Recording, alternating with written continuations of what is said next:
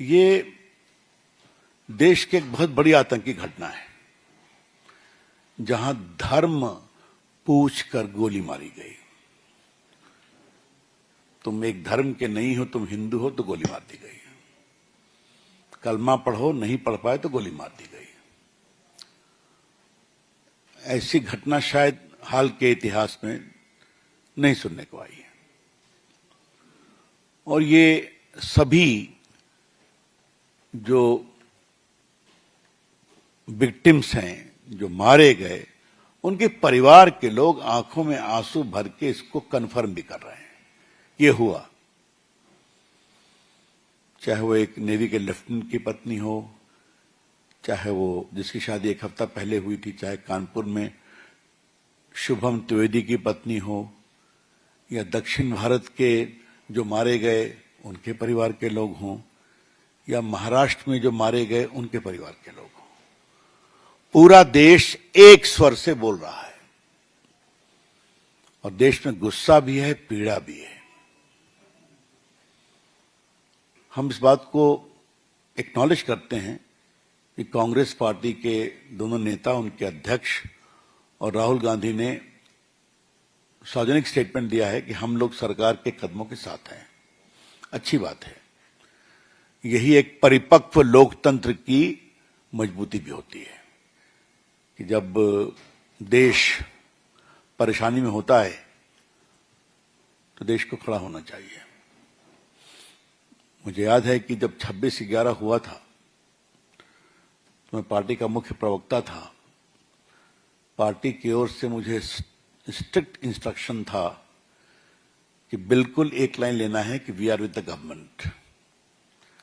और मुझे याद है कि मेरा टीवी इंटरव्यू एक इंटरनेशनल चैनल पे हो रहा था। मुझे कई सवाल पूछे गए। मैंने कहा, no, this is not the time to settle political scores, we are with the government headed by Manmohan Singh. तो देश में इसकी अच्छी छवि गई, क्योंकि उस समय दुनिया की नजरें हिंदुस्तान पर बहुत थी। हम यही अपेक्षा कांग्रेस से भी कर रहे थे। उनका स्टेटमेंट हमने सुना, लेकिन कांग्रेस के कुछ बड़े बड़े नेता कुछ क्या क्या बोल रहे हैं, क्यों बोल रहे हैं,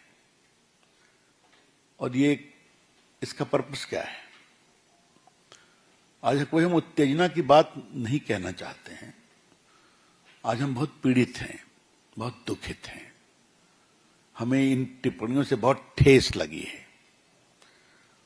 और एक दो होता तो हम शांत होते, लेकिन जब एक पैटर्न बन गया है तो हमें लगा कि आज पार्टी के राष्ट्रीय मंच से चर्चा करनी चाहिए।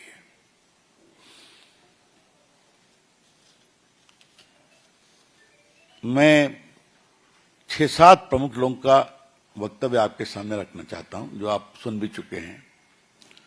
कर्नाटक के मुख्यमंत्री कांग्रेस नेता सिद्धरामैया ने कहा है, जंग जरूरी नहीं है।